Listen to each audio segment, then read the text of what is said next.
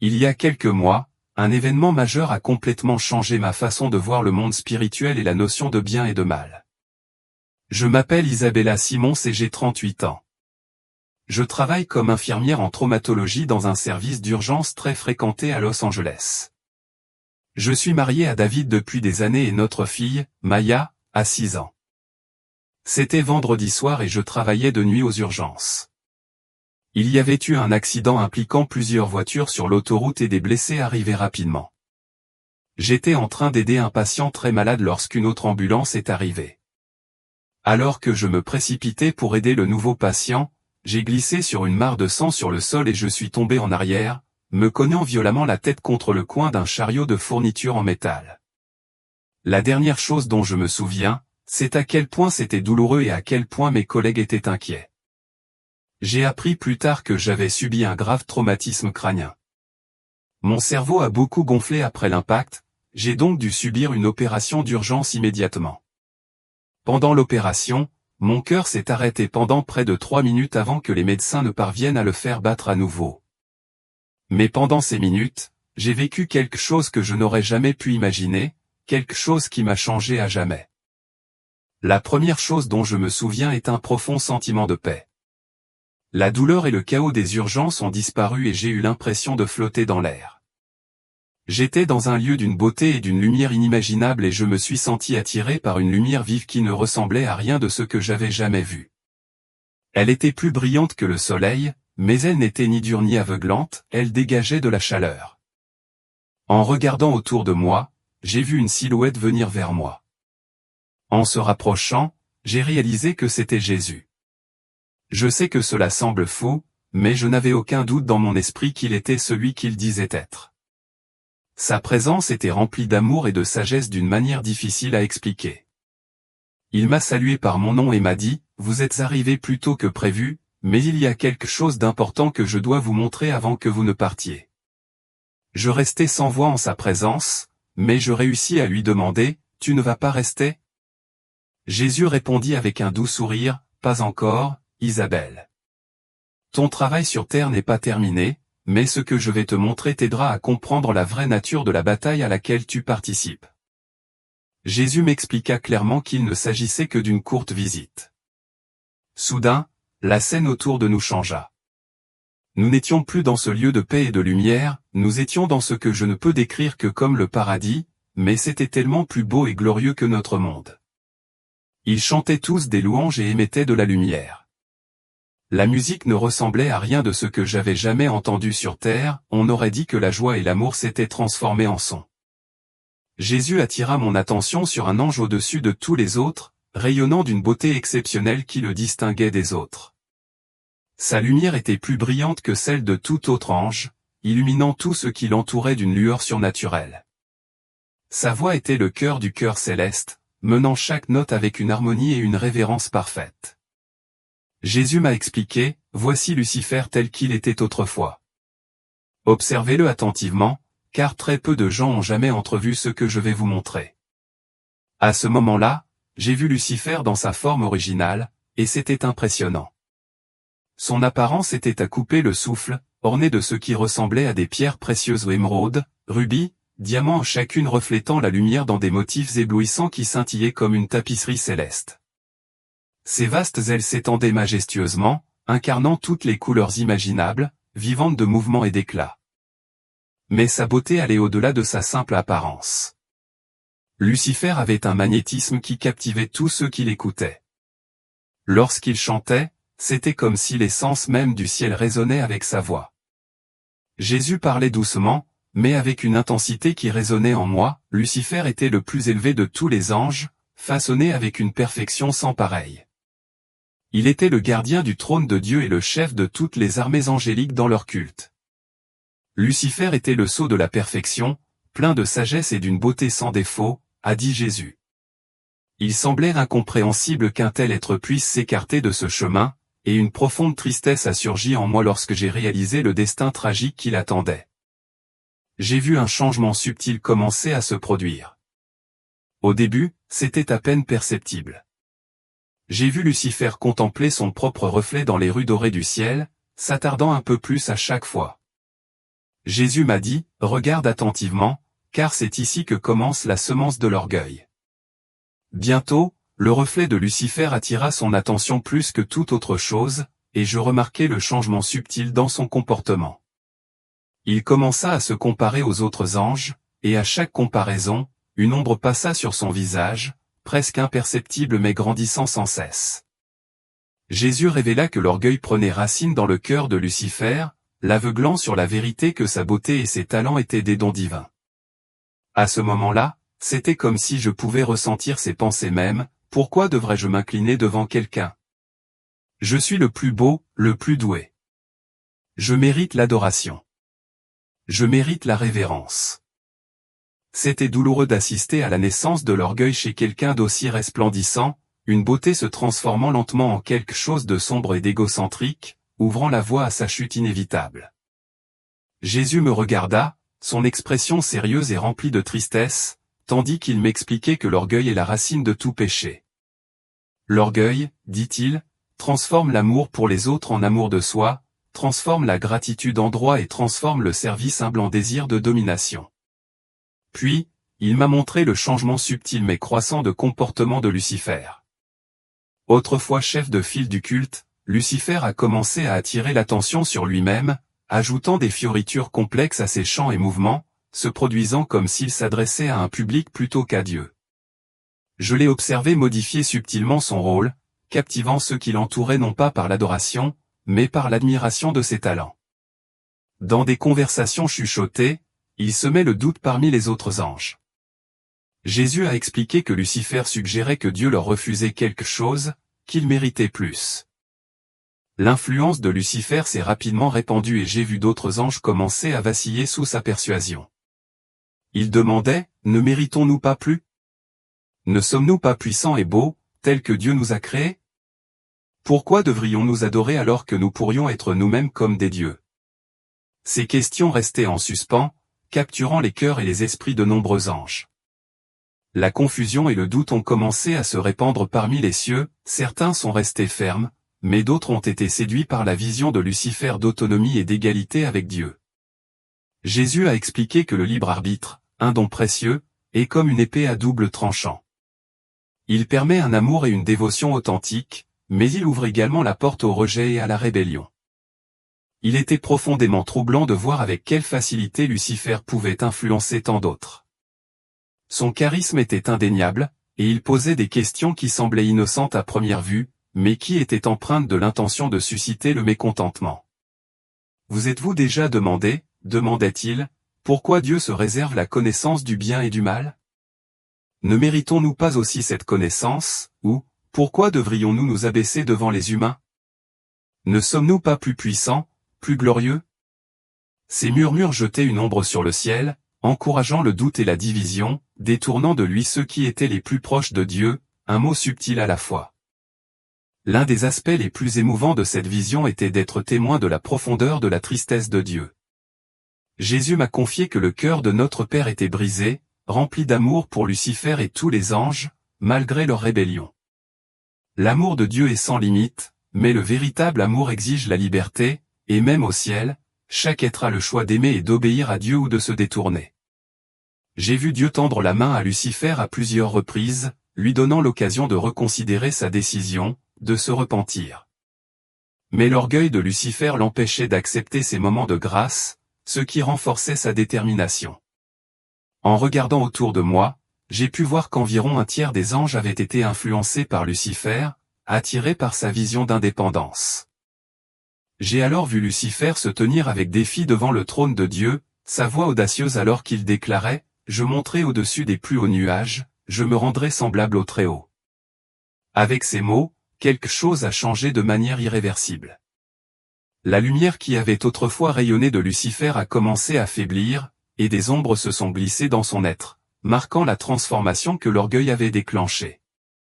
Soudain, un éclair aveuglant a illuminé les cieux lorsque Michel, un autre archange, est apparu, menant une légion d'anges fidèles. Jésus a expliqué solennellement, maintenant, il y a la guerre dans le ciel.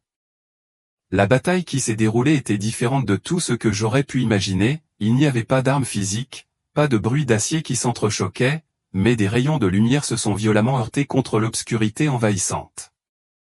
Michel et ses anges fidèles se sont pressés contre Lucifer et l'armée rebelle, déterminés à défendre le ciel. Mon cœur a souffert en voyant les anges qui avaient autrefois brillé d'un éclat divin se tordre et se déformer alors qu'ils luttaient contre la volonté de Dieu.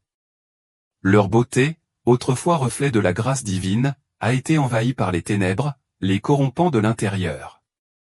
Alors que la bataille touchait à sa fin, j'ai vu Michel et les anges fidèles escorter Lucifer et ses disciples jusqu'au bord du ciel. Puis, dans un instant unique et inoubliable, ils ont été chassés et expulsés de la présence de Dieu. J'ai vu Lucifer tomber, comme une étoile flamboyante lancée du haut des cieux. Jésus a expliqué que le désir de Dieu d'une véritable relation avec ses créations est indissociable du don du libre arbitre, mais cette liberté s'accompagne de la douloureuse possibilité d'un rejet. Malgré tout, l'amour de Dieu reste constant, immuable. En créant l'univers, Dieu a fait un choix profond, il a accordé à tous les êtres, y compris à ceux qui se rebelleraient, la véritable opportunité de choisir entre le bien et le mal. Jésus a expliqué que notre Père comprenait parfaitement le prix de ce don du libre arbitre. Il savait qu'il conduirait à des souffrances inimaginables, y compris le sacrifice de son propre Fils. Pourtant, il croyait que l'amour résultant du libre arbitre rendrait toute la douleur valable. Cette révélation fut l'un des moments les plus profonds de ma vision. Jésus m'a éclairé sur la vérité selon laquelle le plan de Dieu transcendait le simple fait de mettre un terme au mal, il était bien plus grand et plus beau. Dieu a permis à la rébellion de se dérouler parce qu'il avait un objectif plus grand en tête, un plan pour apporter un bien extraordinaire par la lutte contre le mal lui-même. En observant le déroulement de ce récit divin à travers l'histoire, j'ai compris comment Dieu travaillait activement à transformer l'essence de la création dans cette bataille contre les ténèbres. Le but ultime n'était pas simplement de vaincre Satan, il était de cultiver des êtres qui avaient affronté le mal et choisi consciemment le bien. Il aspirait à ceux qui comprenaient vraiment le poids de l'amour et la profondeur de leur choix. Jésus a ensuite expliqué que grâce à cette lutte continue, l'humanité a l'opportunité unique d'évoluer vers quelque chose que même les anges ne saisissent pas pleinement. Cette compréhension a recadré ma perspective sur nos vies sur Terre, j'ai commencé à les voir comme un creuset, un espace sacré où nous sommes continuellement raffinés et transformés. Chaque choix que nous faisons et chaque épreuve que nous endurons nous offre une chance d'approfondir notre capacité d'amour et de grandir toujours plus comme le Christ. J'ai aussi compris pourquoi Dieu ne se contente pas d'éradiquer le mal immédiatement. Il joue essentiellement sur le long terme. Son but n'est pas seulement d'éliminer le mal, mais de créer des êtres qui ont lutté contre lui, qui ont reconnu sa vacuité et qui ont choisi l'amour librement et de tout cœur en réponse. Le concept de châtiment éternel, ou enfer, est apparu comme l'un des aspects les plus difficiles à comprendre de ma vision. Jésus m'a aidé à comprendre que l'enfer n'est pas simplement un endroit où Dieu envoie des gens, c'est plutôt un état d'être qui résulte du rejet délibéré de l'amour en faveur de l'égocentrisme. Cette profonde compréhension a remodelé ma compréhension de la justice et de la miséricorde de Dieu, révélant que même face à une telle obscurité, l'invitation à l'amour reste toujours présente. J'ai vu comment le choix de Lucifer de rejeter Dieu a abouti à un profond exil auto-imposé. L'obscurité qui l'enveloppait n'était pas une punition infligée par la source de toute lumière et de tout amour, c'était plutôt une conséquence de ses propres décisions.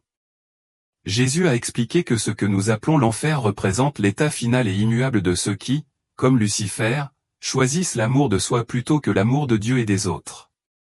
En fin de compte, ce n'est pas une punition divine, c'est le résultat naturel de leur propre choix.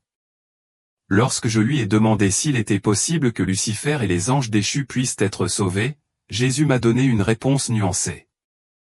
Il a révélé que l'offre du salut est éternellement ouverte parce que l'amour de Dieu est illimité et sans fin.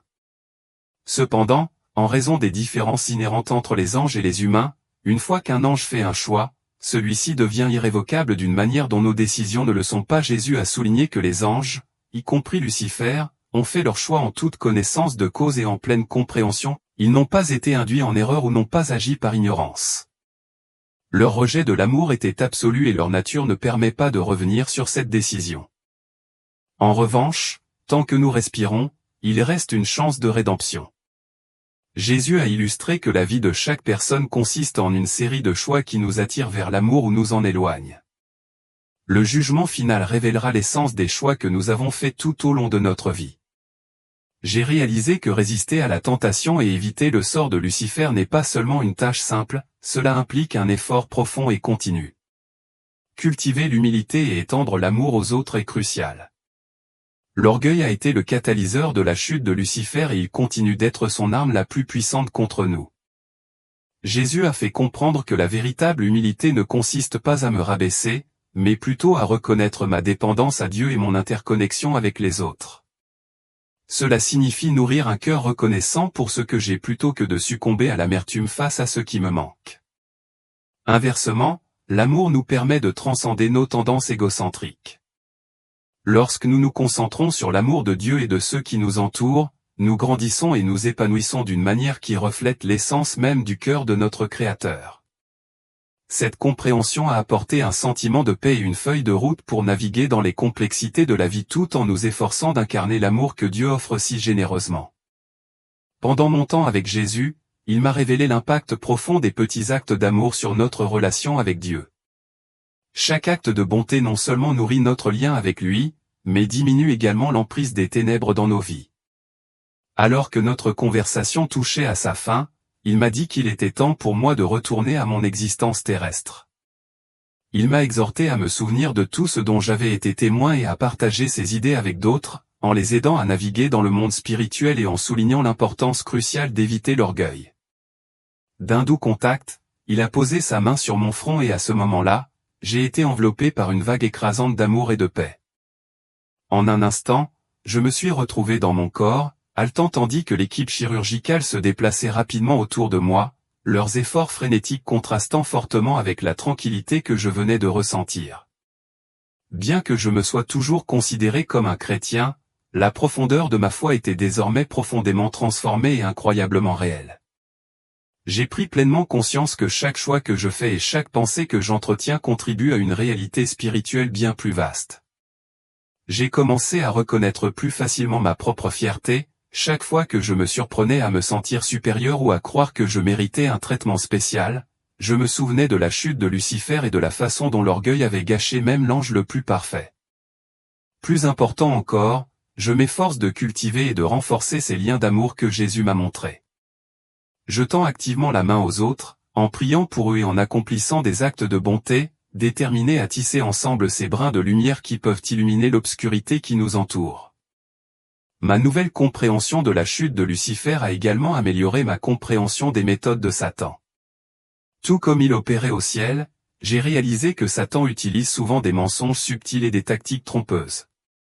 Il ne se présente pas toujours comme une force ouvertement malveillante, parfois, il se fait passer pour quelque chose d'apparemment bon ou raisonnable. J'ai observé à quel point il pouvait être patient et rusé. Au ciel, il a travaillé de manière insidieuse, semant les graines du doute et de l'insatisfaction parmi les anges. Au fil du temps, alors qu'il poursuivait son chemin périlleux, sa beauté autrefois rayonnante s'est estompée, le transformant en la créature sombre que nous connaissons aujourd'hui sous le nom de Satan, l'ennemi ultime. Cette prise de conscience nourrit ma détermination à rester vigilant, à reconnaître les façons dont les ténèbres peuvent s'infiltrer dans nos vies, et elle renforce mon engagement à vivre dans l'amour, l'humilité et la foi. Je suis plus déterminé que jamais à briller dans un monde qui a si désespérément besoin de lumière.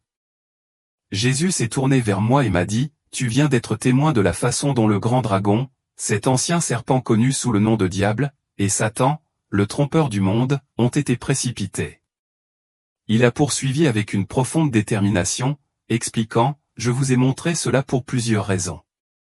Tout d'abord, je veux que vous saisissiez la vraie nature du mal. Satan n'a pas été créé mauvais, il a fait le choix conscient de rejeter l'amour et d'embrasser l'orgueil. Deuxièmement, je souhaite que vous compreniez l'immense pouvoir du libre arbitre. Même les êtres les plus parfaits, lorsqu'on leur en donne l'occasion, peuvent faire le mauvais choix. Cela souligne l'importance vitale de la foi, de l'humilité et de l'amour dans nos vies. » Alors qu'il parlait, je pouvais sentir la gravité de ses paroles. Finalement, Jésus dit, « Je veux que tu vois les conséquences de l'orgueil.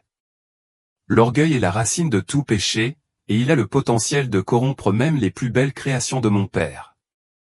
Sur ce, il m'a conduit à ce qui semblait être le bord même du ciel, d'où je pouvais contempler la terre en contrebas. Ce qui m'a coupé le souffle, c'était la vue de fines lignes de lumière scintillantes reliant les gens au ciel et les uns aux autres, tissant une magnifique tapisserie d'amour et de connexion divine. Mais ensuite, alors que mes yeux s'adaptaient, j'ai vu comment la chute de Lucifer avait modifié la terre. L'obscurité s'est répandue comme un brouillard menaçant, rampant à travers le globe, et j'ai pu voir des vrilles sombres s'étendre, essayant de s'accrocher aux individus. Jésus m'a expliqué que c'étaient les œuvres de l'ennemi, la tentation, le doute et la peur, autant de forces insidieuses qui s'efforcent de séparer les gens de Dieu et les uns des autres. Pourtant, au milieu de ce paysage sinistre, il a révélé quelque chose de magnifique, ces fils de lumière rayonnants qui relient les gens au ciel et les uns aux autres. Ce sont les liens de l'amour, a dit Jésus, chaque acte de bonté, chaque prière et chaque moment d'adoration renforce ces liens. L'image devant moi était comme une vague de ténèbres déferlant sur la terre après que Lucifer et ses disciples eurent été expulsés du ciel. Il est devenu clair que cette rébellion avait permis au mal de s'infiltrer dans le monde réel.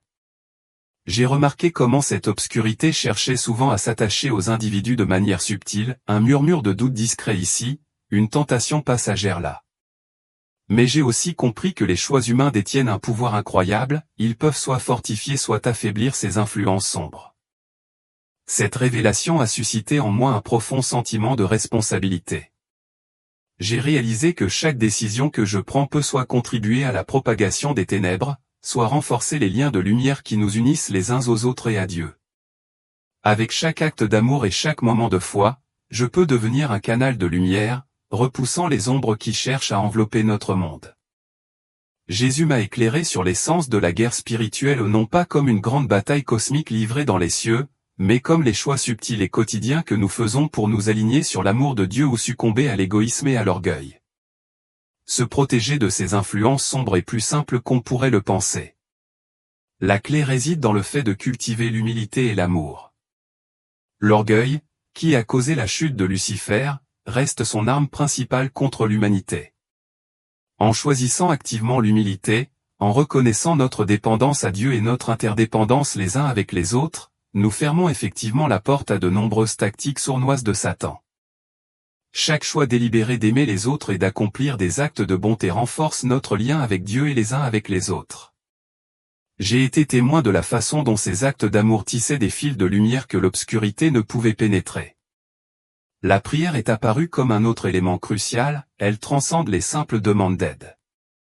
La vraie prière consiste à aligner notre volonté sur celle de Dieu et à entretenir une relation plus profonde avec lui. En observant les anges qui sont restés fidèles, j'ai été rempli d'inspiration. Ce qui m'a le plus frappé, c'est leur concentration inébranlable sur Dieu.